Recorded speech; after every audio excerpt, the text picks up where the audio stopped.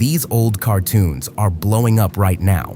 Take a look at this account. The episodes are pulling in millions of views each, some past 5 million, and people can't get enough of the 1930s nostalgia. I'm going to show you exactly how to make them yourself, from one character to a finished animated short. First, go to aicenturies.com, click GPT Library, search Retro Tunes, and open it. Click Start Chat. You get 3 buttons: Character Sheet, Storyboard, and Video Prompt. Click Character Sheet. The GPT asks if you want to upload a reference photo or create a character from a description. Type a description. For example, a goofy, dim-witted 1930s rubber hose cartoon cat with crossed pie-cut eyes, oversized white gloves, and clownish shoes in the vintage Fleischer style. Send it. The GPT names him. Mine came back as Goober Cat and writes a full character sheet prompt with the style locked in and the proportions fixed across every angle. Copy it. Head over to OpenArt, open the image menu, and click Create Image. Under Model, switch to GPT Image 2. Open the output settings. Set the aspect ratio to 16:9 and the resolution to 2K. Set quality to high. Paste the prompt, set it to 2 images, and click Generate. You get a full model sheet, turnaround, expressions, a hero pose, and costume close-ups, all in the locked style. Open one full size. This is your master reference. Every scene points back to it, so the character never drifts. Back in ChatGPT, type Storyboard. The GPT asks which character, what story, and how many shots. Pick one of its ideas or type your own. I typed, the cat is chasing the mouse, 6 shots. It writes 2 things: a storyboard prompt, a 6-panel, 9-second sheet with shot titles, camera notes, action, and timing, and a matching video prompt with no dialogue. Copy the storyboard prompt. Back in OpenArt, open Create Image. Keep GPT Image 2 and 16:9 at 2K.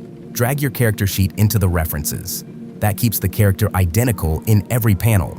Paste the prompt, set it to 2 images, and click Generate. You get a numbered storyboard sheet, every panel a real camera shot with the timing mapped out. Back in ChatGPT, click the plus icon and upload your storyboard. Type, give me 6 text-to-image prompts based on the storyboard.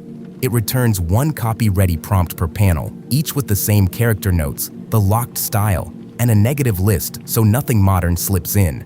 Copy the first prompt. In OpenArt, open Create Image and drop your character sheet into the references again. For the scenes, switch the model to Nano Banana 2. It is faster and cheaper for single shots, and the reference keeps it on model. Paste the prompt, keep 16:9 at 2K, and click Generate. Do the same for the rest. Copy, paste, generate. You end up with 1 clean still for every shot in your storyboard. Here's the same workflow on a bigger story. A Wild West showdown. The character is Triple T. Back in ChatGPT, type, can I have the video prompts? The GPT gives you a choice. 1 full video prompt for the whole sequence, or 6 separate prompts, 1 per shot. Grab both, because we are going to try 2 models.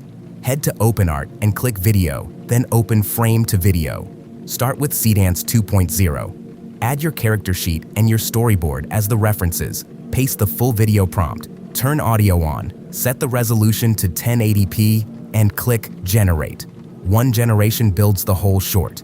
Then try Kling 3.0 Omni. It works per shot, so upload each scene still as the start frame. Paste that shot's prompt. Turn audio on and generate the clips 1 at a time. Stitch them together in your editor. That gives you the same story made 2 ways.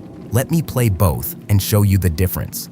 This first one is Kling 3.0 Omni. It needs a separate image for every shot, so I generated each scene as its own clip and stitched them together. It is the cheaper option. The motion is decent, but watch closely and you'll catch it glitch. I got bugs like a weird lip sync where it tries to make the character talk when he shouldn't. This second one is Seedance 2.0. It only needs the character sheet and the storyboard, and it made the whole thing in a single generation. No stitching. The motion is smoother, the timing holds together better, and the character stays more consistent from shot to shot. It costs more, but the result is cleaner. Personally, I'd go with Seedance 2.0. If you want to save credits and don't mind stitching clips and fixing a few glitches, Kling still gets you there. You'll find all the links and tools I used in this video in the description. Don't forget to like and subscribe.